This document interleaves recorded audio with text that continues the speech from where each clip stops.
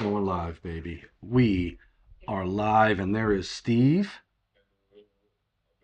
Steve Spiker is a good morning. Looking forward to the discussion. I don't know, Kyle, if you can um,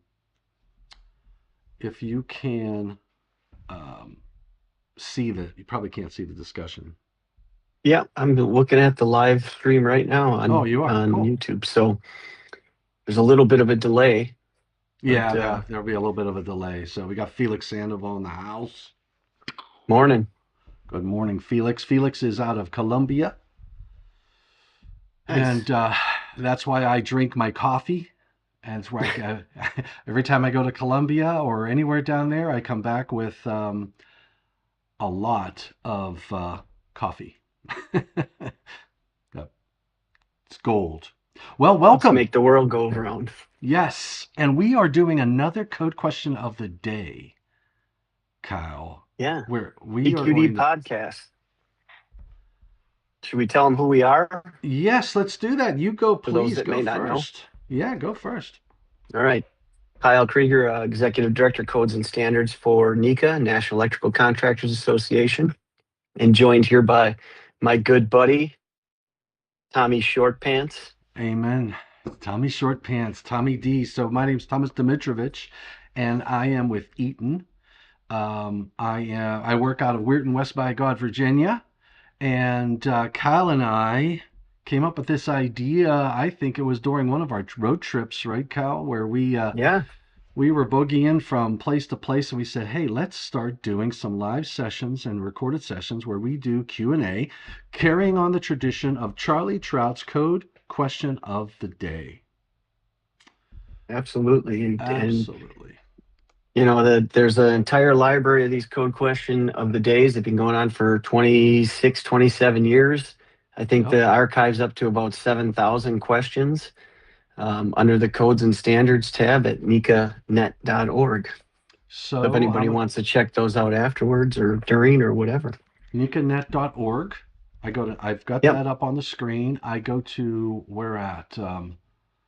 So if you go to necanet.org under the main banner, there's a section that says topics. It's like right in the middle of the top Oh, banner. there it is. Topics. There it is. Yep. And then you'll get a drop down in a codes and standards department.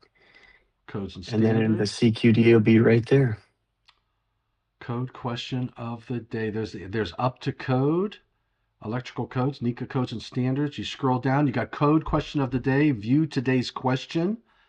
And then, oh, it's beautiful. Is NEIS affiliated organizations? There's the big Eaton logo. I can't pass that Gotta up. love it. Gotta love it. And then you click on view today's question, and this is where you'll see, like today, April 8th, has can I bend PVC with a torch?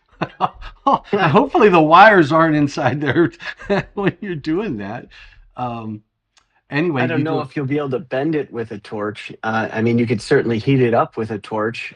I don't know if I don't think that's permitted, but no. I don't know if the torch is going to help you bend it at all. I concur with that. And then if you go to archive, is what you were talking about. This is Yeah. where you can search the entire site. So you can search like what was our topic going to be today? So we had thrown around a couple ideas. I think the last one I sent you was 24011. It's a new section in the 2023 edition, I believe. And it's the general rule in 240 for selective coordination for branch circuit and feeder. I'm sorry, feeder and service. And it kind of just addresses selective coordination. So if you type selective coordination in that search, if you type, I typed 240.11. 24011, Yeah. there we And go.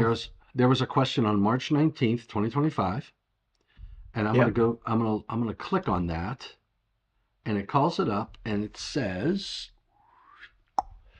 good morning. The 2023 NEC added section 240.11 selective coordination, which says if one or more feeder overcurrent protective devices are required to be selectively coordinated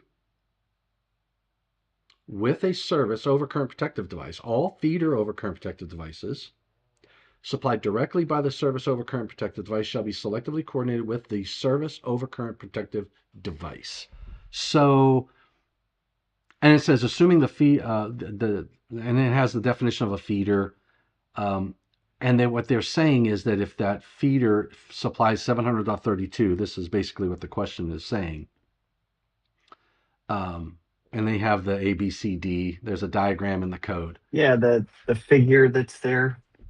Yeah. In fact, it's not in 240.11. The figure is No, in it's in 700. 700.32. Oh, there's a public input. There's a Well, good they public might input. I, so it depends on the version. Maybe I think the 2026 edition might have that diagram up there. I'm in the 2026. It does not have it in 240.11. Oh, it's in the enhanced content. That's why. Yeah. Well, in fact, there's I don't even see But it's not enhanced. it's If not I labeled though. No, and if I go to 700.32 in the informational note, let me pull that over here so we can all see it, what we're talking about. Oh boy, there it is. 700.32. So I'm having that up on the screen right now. So it shows, and you know what's really cool is I have the original PowerPoint file for that because that's my image. Um, and I know because I hated my image of a transformer. I didn't like the squiggly squigglies.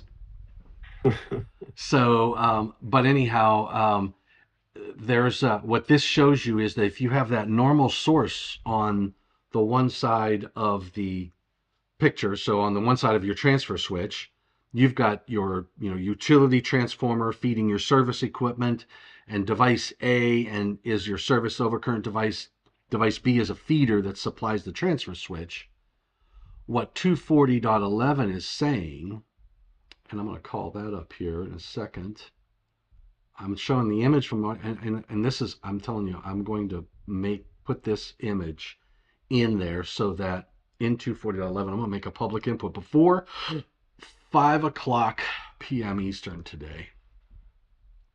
If I go to 240.11, it says, if one or more feeder overcurrent protective devices are required to be selectively coordinated with a service overcurrent protective device by other requirements in this code, all feeder overcurrent devices supplied directly by the service OCPD. Now that's a key word there, directly, because I've had some questions about that.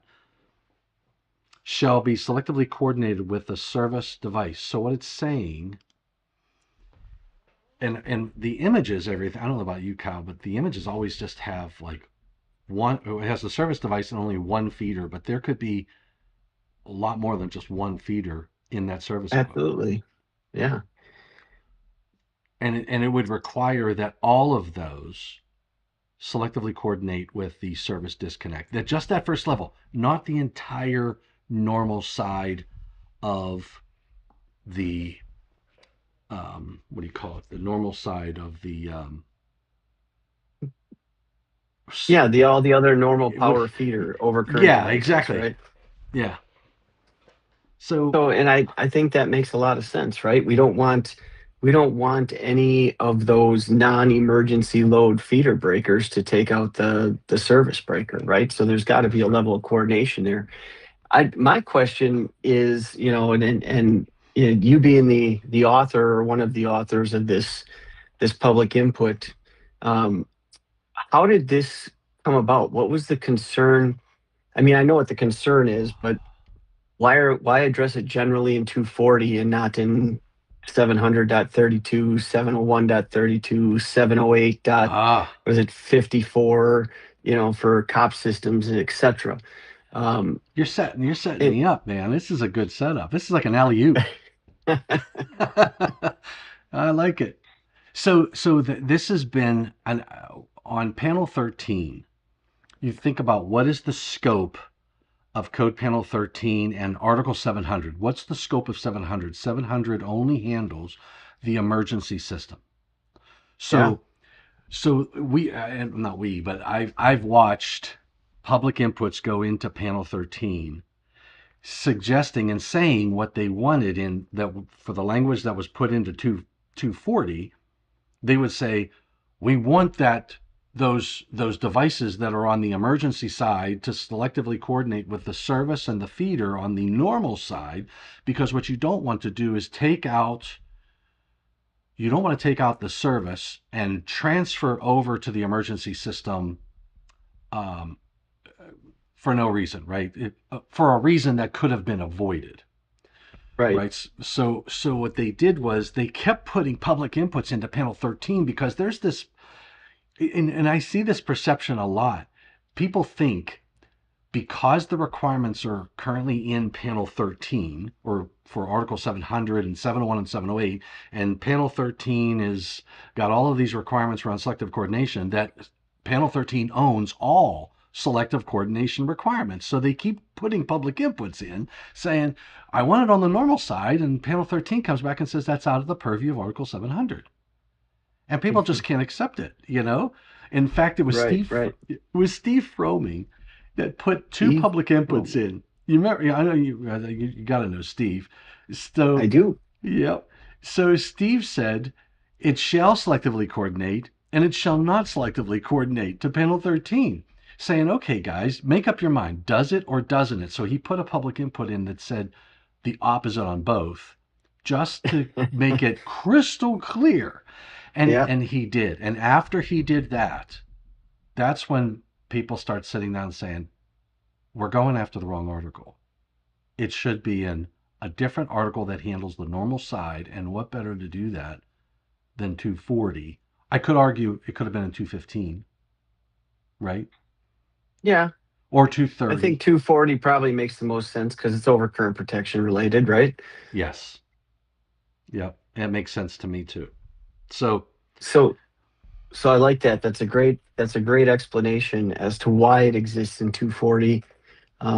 One of the things, so I had submitted a PI for the 2029 edition. One of the things that I really like that they did in 700.32, 701.32, and then in 708 as well, is they added language about replacement or modification of those overcurrent devices and how that could trigger reevaluation of the selective coordination. So I submitted a PI for 240.11 as well to have the same oh, replacement or modification language because I think it's that important. I think it's long overdue and it's necessary. That's one of the things that it's hard enough to get selective coordination compliance from as an AHJ, or you run into folks that are running projects in the field and they have no idea about the selective coordination study or the information. They got to go back to the office for it. But I think building awareness around the replacement piece is important because a lot of service truck drivers, service techs that go out to these customer facilities and they see a bad fuse or a bad breaker, they replace it, and yeah. they might not necessarily look into what may be happening when they replace that overcurrent protective device.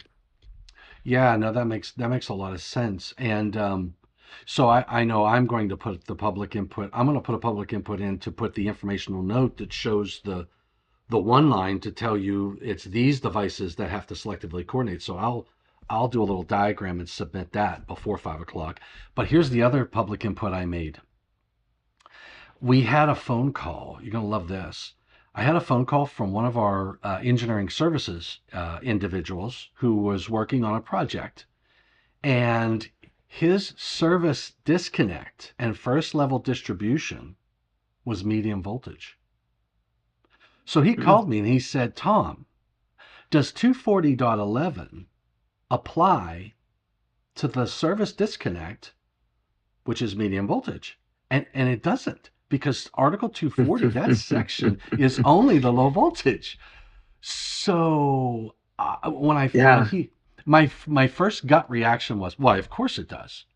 And you know what that means. It means you've got to go back and look, right? So when you think it's that obvious. So when I went back to Article 240, and you've got to look at the scope to really understand what is the scope of 240. And it says parts 1 through 7 provide the general requirements for overcurrent protection and overcurrent protective devices not over 1,000 volts AC, 1,500 volts DC nominal, etc.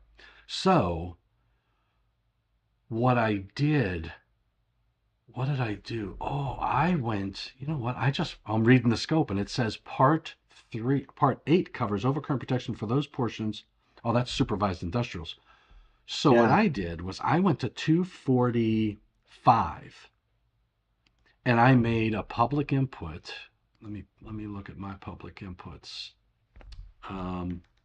NFPA.org/70 next. And you scroll down to submit a public input online. And I went to 245 for overcurrent protection. And I made a 245 dot. Whoa, why would I do that? I made, oh yeah, 245.11. So it's I made a 245.11, which aligns with 240.11.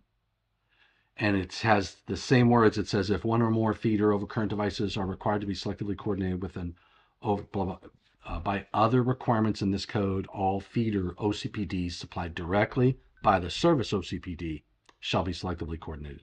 So I put a 245.11. So what you're telling me is I need to edit that to put the rest of the 240, the rest of the requirements for maintenance and everything else that you're putting in for 240.11. Would make sense, right? Yeah. I'll send you the PI. How about that? Oh, that makes perfect. I love it. I'll change. I know what I'll do is I'll add all I'll do on the 240.11 is just add the diagram and an informational note. And I'll make a new one just to highlight these. This is the service disconnect, and these are the feeders. And I'll put multiple feeders and show that those need to selectively coordinate with the service. Because what that does is it makes sure that if you have on the normal side a fault somewhere downstream, you're going to make sure that the feeder that supplies on the normal side trips before the service disconnect, because you're going to selectively coordinate those together. And that is going to be wunderbar, darling, wunderbar. Mm-hmm. I love it. Yeah, selective coordination is it's all about reliability. It's all about making sure that the distribution isolates a fault as close to it isolates the fault as close to the fault as it can. Yeah, keep it localized. The outage localized, right? That's the goal. Yeah. And that and the value of that to say an electrical worker is the fact that if something trips when they show up on a job site, they know that the fault is downstream of that overcurrent protective device and upstream of the one down below. So you have a general idea of where the problem is, as opposed to tripping, say, the service disconnect, and now all you know is somewhere in that facility there's a problem. Yeah, I like it. makes sense to me. You know, it's starting to make sense to me too. So it looks like maybe Felix sent you a question too, as well. I don't know if you're. Oh, hold on. Let's take a look. Thomas, please take a look at my mail for my question. Okay, Felix, let me do that. I'm going to assume that he sent it to my Felix. There it is. Question. Uh-oh, here we go. Johnny on the spot. Yeah. Okay. Good morning. If I want to send you some Colombian coffee. I love it. I love it. You gotta love it. That's the question. And you know what? All When right, there's not a code Colombian question. coffee, and it's not a code question, but when there's Colombian coffee in the mix, that's the important part. I love it. Thanks, Felix. You are the man. All right. So, okay. So selective coordination. We've got a couple public inputs, right? To address that. What else do we need to talk about on selectivity? Is there anything else? I mean, we could talk about that and beat that to death if we wanted to, right? Uh-huh. Or, But I think, or we could talk about some other things. so What so else? What else is burning in your mind right now? I'll tell you what's burning in my mind. I was working on some slides. I was working in the lab late one night, And I was working on some slides for 2026 code changes, and I got to the low voltage power. You know, there's a lot of stuff that we made, and you were instrumental in a lot of this, I think. The limited energy stuff. Yes. So this is probably all of my questions on limited energy. You're probably going to go, "Oh yeah, I remember that. I remember that." So we had the way I laid out the articles, right? And I'm just going to throw that up on the screen real quick. But while I read it to you, because I know you can't see my screen, but that's okay. It's okay for me because I can see it and you can't. There you But go. you have 720 is the general requirements. Then you had 721 is the power sources. Hmm. 722 is the cables. Hmm. 723 is the raceways and cable routing. And then there's class 1 power limited circuits and class 1 power limited remote control signaling circuits. Yep. Then you had class 2 and class 3 and 725, and 726 was your class 4. That's the pulsed power and all that. And then 742 and 750. 742 was your over voltage protection, and 750 is the grounding and bonding. I Yep. think that encompasses all of the articles.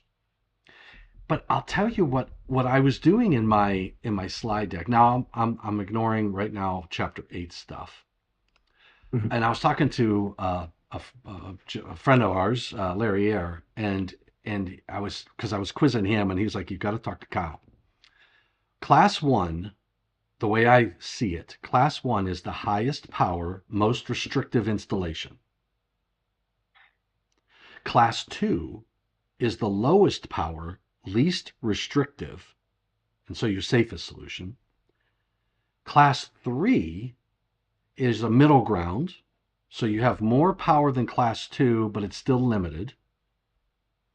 And then class 4 is obviously that's your pulsed power. That could be up to 400 and some volts or whatever it is. There's some limitations. Yeah. So here was my problem. When I looked at the definition, and I was trying to come up with the what are the voltage levels for the class 1, class 2, class 3, class 4. What are the differences? Class 2 and class 3 are very well defined in the article. They tell you what the maximum voltages are and power limits. Class 1 isn't.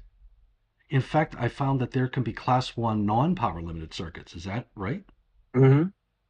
So why is it that for like even the table 11A, class 2 and 3 alternating current power source limitations. They have class 2 and they have class 3 very well identified. Class 1's not in there. I Yeah. was trying. Class. So couple of things on that. Oh, I didn't mean to cut you off. So if you got No, something else no, you were going to say and no, I no, cut no. you Go off, by ahead. all means, let me know. No, no, go please. So, so this is something that we've had a lot of discussion on the limited energy task group, and really the consensus as of right now is class 1 is not a power limited circuit. It should just be class 1, and that's really kind of the way that we're going to be going. I think all of the stuff that's in 724 is not going to be with the limited energy articles because it's not really a power limited circuit. So if you look at 724.40, it somewhat defines class 1 right there. Class 1 circuit shall be supplied from a source rated with a rated output of not more than 30 volts and 1,000 volt amperes. Now, what's power limited? So when we think of power limited or limited energy, we think two crucial features and as to why they have such a relaxed wiring method requirement, right? It's because because of the power supply, there is it's safe from a touch standpoint, shock protection, right? Right. Um, and then the power supply also prevents there's not enough power there to start a fire, right? Those are the two things we're trying to achieve in the limited energy power limited world. Well, a class 1 circuit at 30 volts, that's below the shock threshold, but 1,000 volt amperes, that is more than enough power to start a fire. And we've seen, instances, and some of our colleagues have brought pictures and demonstrated, that class one power limited is not really as power limited as the other ones that we call power limited or limited energy. Right. So that's something that we're going to have to find a home for when we do this reorganization this cycle. 724, the class one circuits, I do not belong, in my opinion, in the limited energy articles because they're not limited in energy. The energy is not limited to the same degree as we have with limited energy. Man, So I'm it'll be glad you interesting said to see that. how that all shakes out. And then if you look at the requirements for class one, they're the same as chapter 3 wiring methods. So, why have them with all the limited energy stuff? So to me, and that was kind of the thought process that panel 3 had 2 cycles ago when they first went down and split up the class 4 and the class 2 and 3 requirements and created Article 726 and new Article 724. Because you remember class 1, 2, and 3 were all in 725. That's right. So That's right. class 1 was pulled out of 724. And a lot of the class 1 language was deleted because it's all just referred back to chapter 3 and required chapter 3 wiring methods. Oh, So man. there's going to have to be some discussion on that.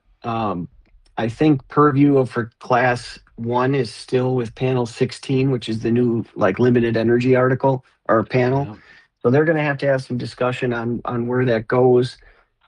Collaborate somehow with, it'll probably end up back under the purview of panel 3 if I had to guess, just because of the similar requirements, and most of the driving requirements for wiring methods come from chapter 3. So that to me would make most sense. But yeah, class 1, I don't think it's going to be in the limited energy bucket. The other thing that popped up too is in chapter 8, there's low powered network powered broadband and communication equipment, and there's medium powered network powered broadband communication. And the low power falls into what we would consider limited energy, but the medium power, I think, has a 250 volt threshold.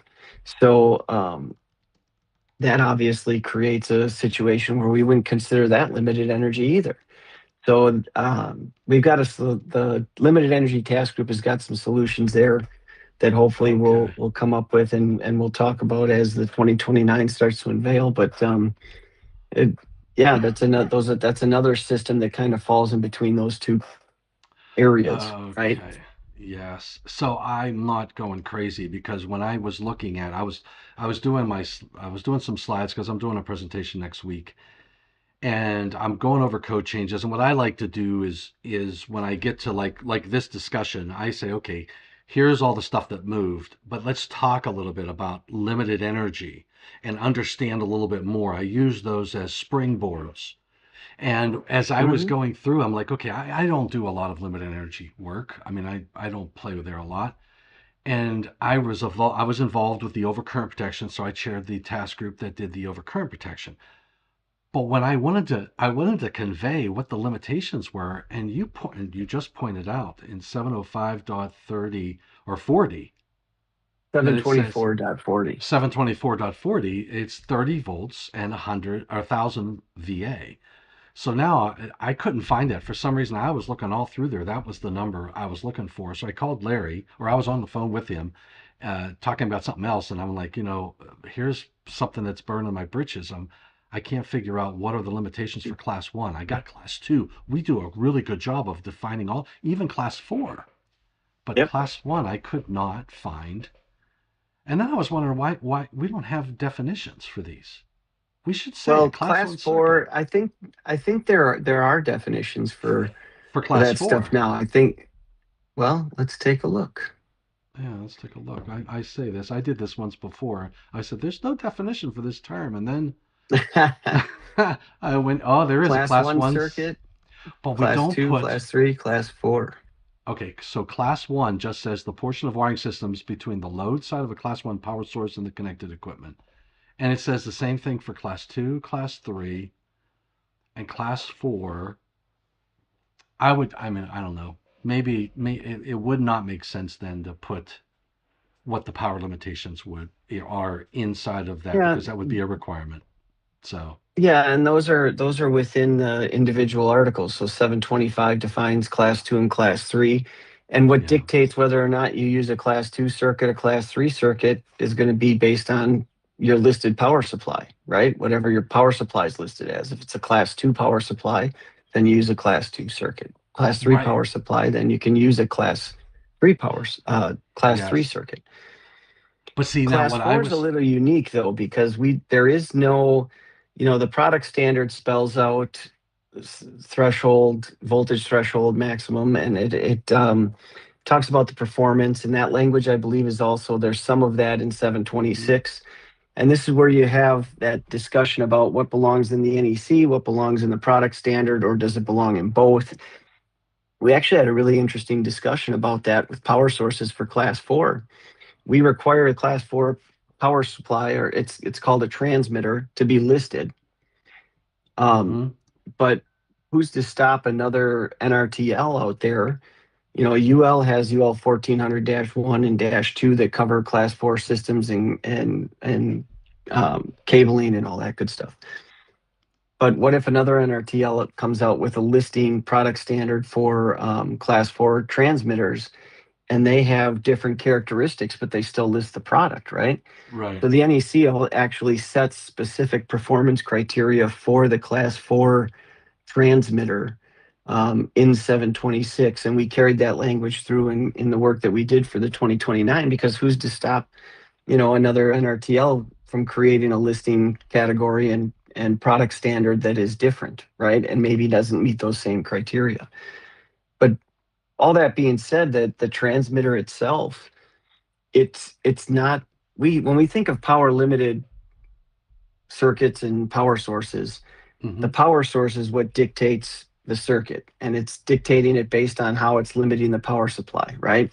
Right. The transmitter for a class 4, like you had correctly said, can operate up to 450 volts peak or DC. And that's a significantly high voltage threshold for what we would consider a touch safe system, right? Right. So it limits the exposure and the chance of fire through the technology in the transmitter, constantly monitoring for faults. So that's really what kind of drove this shift of thought process from power limited to limited energy, right? Limited energy is like the large umbrella. There, you can have a power limited circuit that falls under the limited energy umbrella, but the key factors are, it's got to address the shock hazard and the fire hazard, right? Right. Either through technology or limiting the power source. Right. Now, so the reason I was going down the road that I was going down was next week is I'm doing the presentation to a bunch of design engineers down in Texas. And Okay. what I wanted to do was say, okay, when you're designing circuits, if your intention is to make sure, like you might start your design and say, I want to make sure all of this is class 3 or all of this is class 2. If you want to do that, you haven't bought the power supply yet. You're going to specify the power supply, but you've got to pick the voltage levels and you've got to pick your wires. So what I was trying to do, this was where my head was at, was to say, if you're going to design this, make sure the voltage is at this value. If your voltage is here and your power limitation is here, that you're in a class 3 or you're in a class 2 or you're in a class 1, right? So from a design perspective, I haven't bought the power supply. What I would think is you would want to say all of the components that are in that system have to have these attributes to make sure that you can power them from a class 2 power supply, right? So if I'm going to do outdoor lighting, for example, what class of a power supply, if I want to do low voltage wiring, what class of a power supply, what types of wiring would I use for that outdoor lighting? If you know you want to use class 3, which I think class 3 was supposed to be what the most, no, class, yeah, which one was the lowest voltage, and I called it the safest. I can't remember. Hold on, let me go back. Here it is. Lowest power, least restrictive, safest was class 2, right? So I could sit down and say, I want to do a class 2. Can I power LED lights in my backyard from a class 2 power supply? Or is that like a USB level where you're one-on-one and you can't really power? So that's where I was going. I was trying to come up with, I'm talking to engineers who are going to be laying out systems, and you need to figure out, okay, what is your application? You probably want to shoot for class 2 if you can, because that's the lowest power, least restrictive. But if you need more power, then the middle ground is good. That would be your class 3. And then if you can't serve it from that, then go to class 1, right? So that you fall back on class 1. But that's sort of where my head was at. But I mean, I don't even know what is outdoor lighting. Would you, if I I was think doing class out, 2 typically. yeah, because you probably, because you have a little bit more power in class 2. Where's that table? Oh, and then I was wondering, why isn't table 11A, which is in chapter 9, why wouldn't you just put that right up into the article for class 2 or class 3 and separate it and put that information right in that article?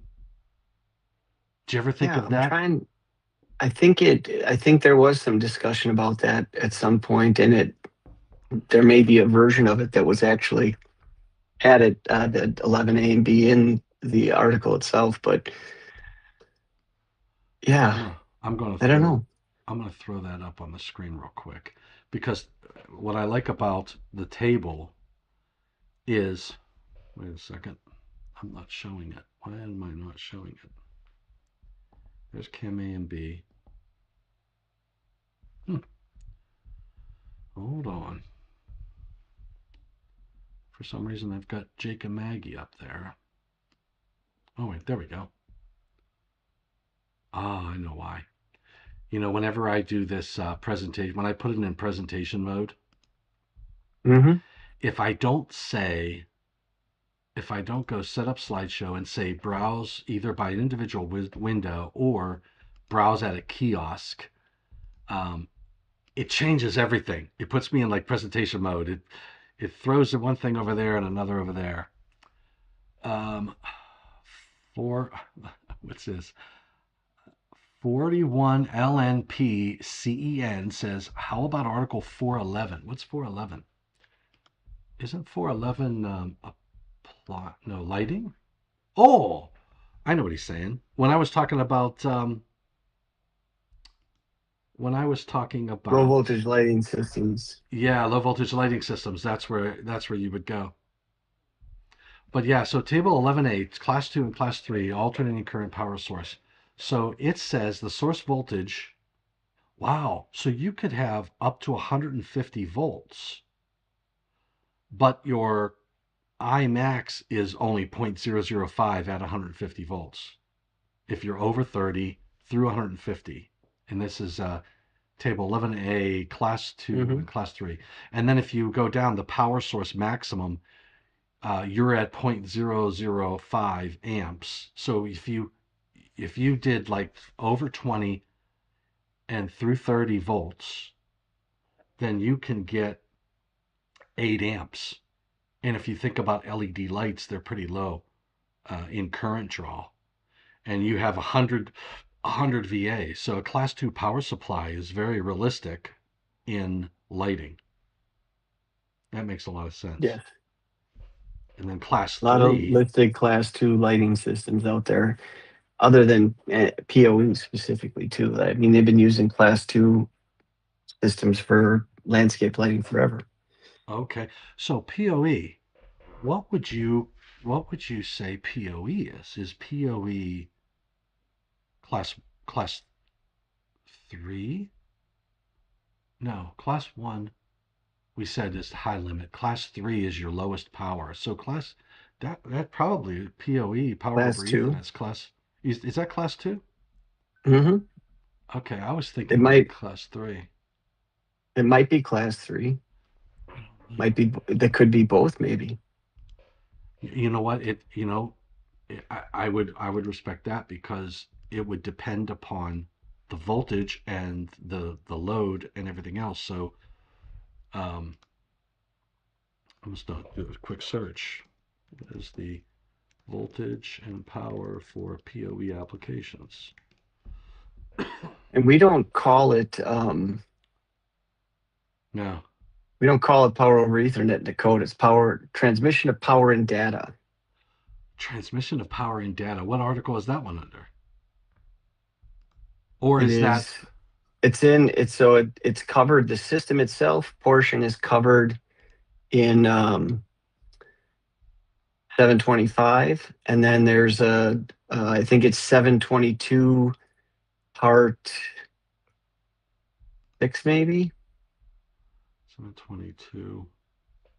Hmm. Part 9, Part 5. Part 6 is Class 4 cables and wiring So methods. then it's part 5. If class 6 is Yeah, that's class 2 and 4, 3. then yeah. Yeah, that's your 2 and 3 stuff. And there's a Yeah, table there for bundling cables used for PoE and some other stuff as well. So yeah. Okay, so,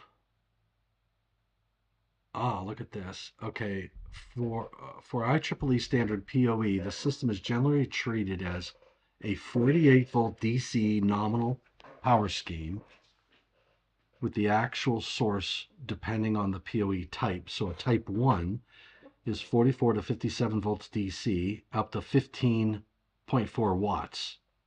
So that helps put you into the right class in the NEC. Type 2 is that's your 802.3. That's 50 to 57 volts at 30 watts. And then type 3 is 50 to 57 volts, 60 watts. And type 4 is your 52 to 57, 90 watts, with up to 71.3 watts available at the powered device. All right, so you're still within those limitations, and I think the numbers that we had for it still could be a class 2. Just depends on the current draw, because class 2 can go up to 150 volts, but your current draw goes down to 0.005 amps. And if it's over 30, if it's if it's under 30, so all of these are over 30 volts. So it could be class 3 as well. mm-hmm. Yeah, that could be a class 3. These are all because of the voltage levels. I mean, it could be class 2 to your point, but the current and the energy is so low that they probably will bump it up to a class 3 power supply type of application, and you would follow those rules in the appropriate article for class 3 because of the voltage and the power draw. See, Boom.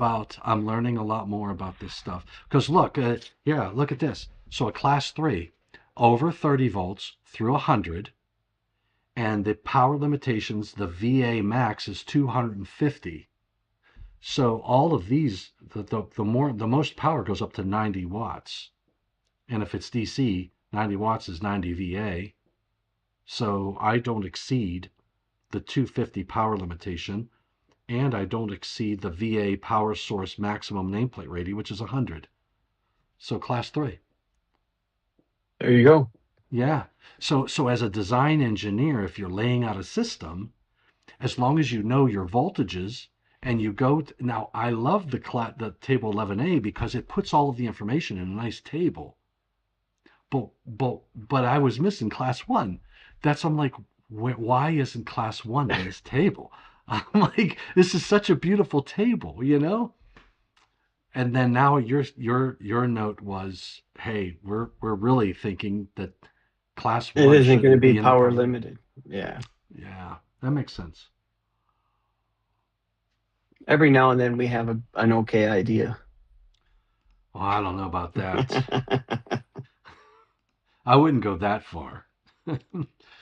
But yeah, so okay, so and then I had some advice from an engineer that I know, and because I was poking a lot of people, and I didn't want to poke the bear and call you because sometimes it's like you want to learn this stuff without somebody just You don't go to the Giving you guru the answer. first. Yeah, yeah.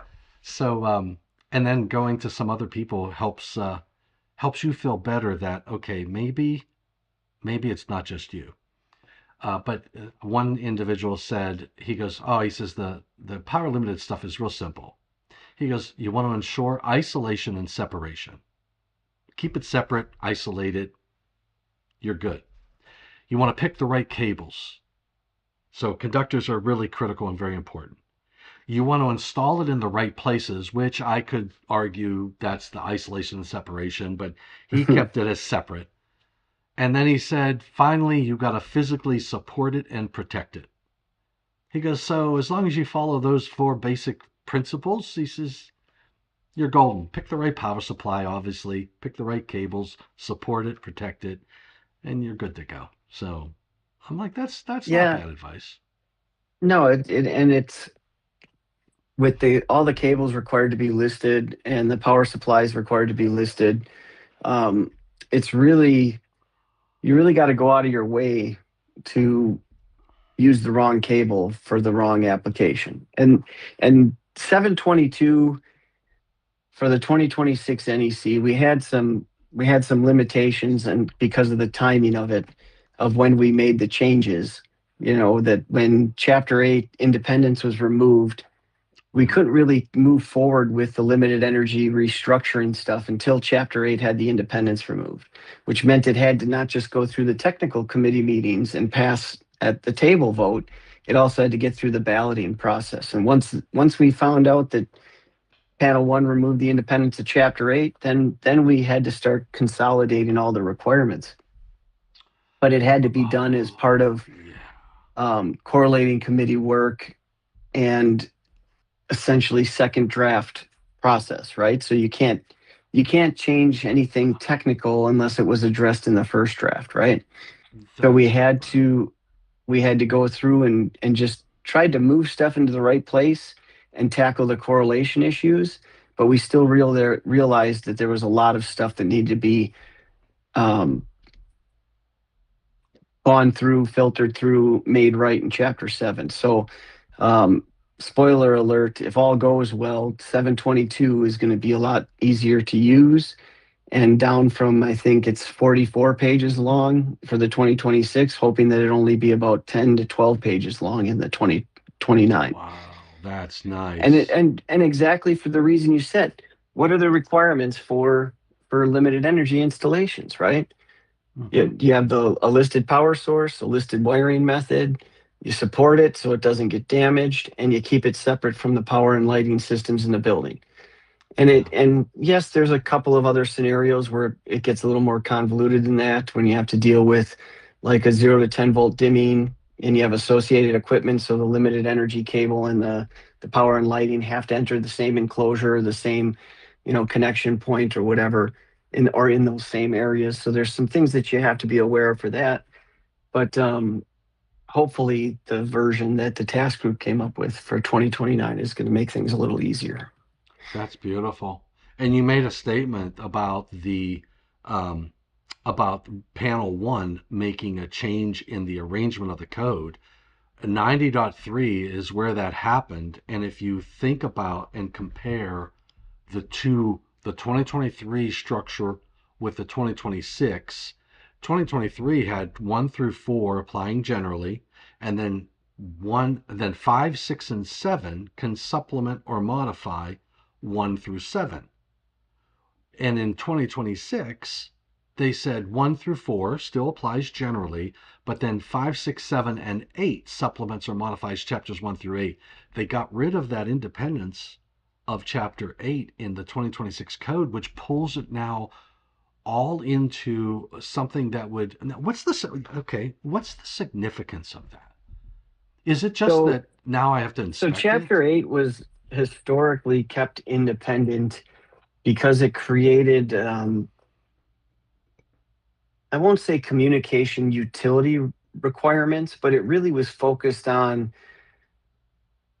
what we'll call outside plant installations for communications and data, which is Right. anything outside of the building. The serving utility, it could be a campus style facility. where there's multiple buildings and you're taking that communications cabling or system, sharing it from one building to the other. So it was independent for this whole time, which meant that they had to, anytime they wanted a rule in another article of the code, it didn't apply unless they specifically said it did. So when you went through chapter 8, there was a ton of reference to Article 300, various parts, raceway articles for chapter 3. Yeah. So once it became part of the rest of the code and lost that independence, now you had all of these rules that didn't really need to be there. If it's not independent anymore, I don't need to say Article 300.7 applies because it already That's does. right. So we had to Right. go through and clean a lot of that up, and as well as consolidate it. The other thing that created a lot of confusion with communication and data. So if I'm an installer in AHJ, and I'm on a project and I'm responsible for installing the structured cabling system, which is like the cabling for all the data or communication networking, whatever. Structured cabling is like a generic term that covers all of that low voltage or limited energy infrastructure, because a lot of the wiring methods are the same or similar. So if I'm an AHJ, I show up to do a ceiling inspection, rough wall inspection on this new office building, and I see all these category 2 cables run everywhere, or category 3 cables run everywhere. Do I use Article 725 and 722 to inspect it, or do I use Chapter 8? Is it communication or Yeah. data? What's the difference? And the only difference is the application, the intent of the building owner. And this is where it gets real tricky then. So if the cable's installed at the rough phase, and at that point in time, I decide that that is going to be for communication purposes. And then somewhere between the rough and the finish, I decide that I'm not going to use it for communication. This is going to be my networking cable for the building's networking of all the computers, devices, whatever, workstations. And now it's data, or it's data and communication. So Right. we had to make sure that those rules, and for the most part, they were very similar, right? They tried to be parallel, but it came down to the installation is probably going to be almost identical. So we better only have one set of rules for both, right? To make it easy Absolutely. and clear for installers and AHJs. That makes a lot of sense. That makes a lot of sense. So it makes everybody's life a little easier. You've got the same, you follow all the same rules. Now everything is together, and life is. Did you guys sing Kumbaya? We had our last task group meeting last week, Friday. And yeah, there was definitely a little kumbaya moment going on at the end where everybody's like, oh, finally the finish line. Finally, the Or finish at line. least I love it. the first finish line. We've got a couple other finish lines we got to get across throughout this process, but definitely I think the hardest part is behind us with some of that reorganization stuff for the limited energy. We've got a lot of Sure. work to do for the rest of the code, but limited energy, where I think we're in a good spot. Had a lot of help from a lot of great people on that task group too, so that made it easy. Yeah, no, that's really good. And like you said, well, for me, when I was putting together my slides, I was struggling with some of those topics of the class one, looking for the data, because I was trying to look at it from the whole aspect of a design engineer and all that good stuff. But I think what I'm going to add examples of the different types of systems that we install, and where are they a class, because I liked that discussion that we had. Is it a class 2 or a class 3, or is it a class 1, right? So the outdoor Mm-hmm. lighting discussion, the power over ethernet discussion. um, what's a good example of a class 1? I don't know. I'd have to look that one up because it's not power limited. Nobody cares No. because they're You just know going to what? run it with chapter 3 wiring methods anyway. So I love that's right. I'm I gonna mean put that in it there. You know what I'm gonna do is I'm gonna take a clip of that video from Saturday. I think it was Saturday Night Live where he's standing in the boat And they were Yeah. like, well, what's in a Nobody hot cares. dog? Nobody Nobody knows. cares. Nobody Yeah. knows. I love that. Nobody Well, cares. I mean, and I say it tongue in cheek, but at the same time, you know why you don't know what a common application of a class one system is? Why? Because nobody does. Nobody does. Because I mean, I'm sure that there are some folks that install class one things routinely, circuits routinely, but yeah. in your mind, you're looking at it as you're not. If I was still working out in the field as an electrician, to me, it's just pipe and wire still, right? It's not any different than if I'm running a branch circuit feeder or whatever else type of wiring method inside of the building. One thing Right, that did right. kind of go under the radar for class that involves the class one, one of the allowances that used to be in 725 is, and I think it went away in the 2023, and it's still gone for the 2026.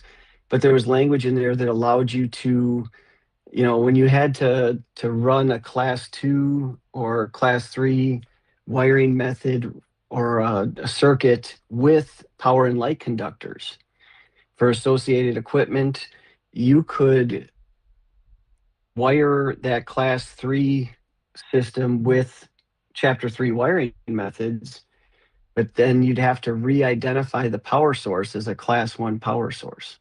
So basically it'd say, okay, class one circuits are permitted to be with power and lighting. You can run a class three circuit with power and lighting, but you have to re-identify it and wire it as a class one circuit. Well, that exists in the code forever, right. all the way back to the 90s, as far as when I started in the trade.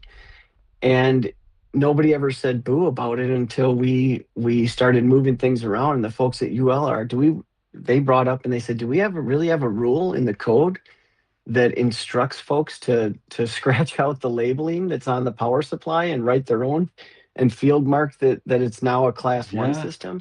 That violates just about every cardinal sin and law that UL has, right? Like, Yeah, yeah, you're not yeah. allowed to just remark the equipment without violating the UL listing or the product listing. So we had this rule here in the NEC for so long that was instructing everybody to violate the listing of the product. So that all went Wow. away. Wow. And so I figured out who this 41LNPCEN is. It's Tom Dunn. You remember Tom? Yeah. So Tom is saying, for a historical perspective, check out the 2020 NEC Article 725.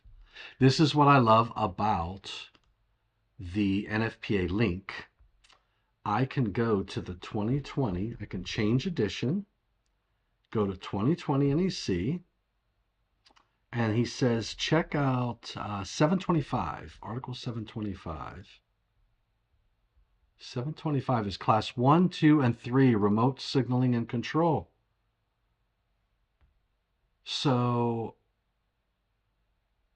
there's your other articles. There's your hazardous. Bushings, mechanical execution of work. Yeah, look how many references to Article Ah, 300 there are. yeah. That's He that's said a lot of the reason why we created our own general requirements for those systems. read it backwards. So I'm gonna try. Selbach F no I don't dim. think that's what he meant. Oh, okay. I thought this was like a Led Zeppelin song or something. I played backwards. So there's your cable marking, CL3P and all that good stuff. So those are all your cables. And then it was split out in 2023 and beyond. So apparently he's saying that they dismantled it. Um, what is Felix Yeah. saying? Felix says, always a nightmare for AHJ. Structured cabling goes with two different chapters of the NEC. Yeah, I guess that was panel. Yeah, class Article 725 from the 2020 edition and earlier. I always kind of called it a dumpster fire. You know, it was like an old farmhouse. They just kept adding stuff onto it. Yeah. and it really was difficult to get to exactly what the information you're trying to get out of that article. So when they separated it, that was kind of the first step in making it a little more user friendly. And hopefully we're gonna get it to a point where it's just as easy as the rest of the code to use. I have faith in you But as a the leader of the but the thing that I always tell everybody is like, tell me how often you have to support um, power limited class 2 or class 3 cables. At what intervals do you have to support them? yeah. Uh, Often? I don't know. Yeah, it Is doesn't there? say. It just says they have to be secured as to not so they don't get physically damaged. Ah, You I'm know, thinking about which that. is but even try finding that. You know, that Yeah, rule is like it's not as easy as going into the dot 30s of all the chapter 3 wiring methods and finding the security and supporting requirements. sure, So sure. Well, Kyle, we we got s- another one in the books. we got another one in the books. We got to work on the next one. And so we'll try to pick a day next week if we can. Um, I believe a one-time table. Whoop, Tom is saying I believe at one time table 11A and table 11B were in the article before they moved it to chapter 9. Oh man, we're going to go back. You know what? We're destined to repeat history, Kyle. This is I good think stuff. that's kind of how we do things, right? Like, Yeah, um, in the code world, that's kind of just how it goes sometimes. You got to go full circle to realize that you had it right to begin with, you know? that's right. You got to try things out. Trifecta. Hmm. Well, I've got a task group meeting on voltage drop that I'm supposed to be in. All And right. Sounds good, Tommy. thank you for another great session, Mr. Kyle Krieger.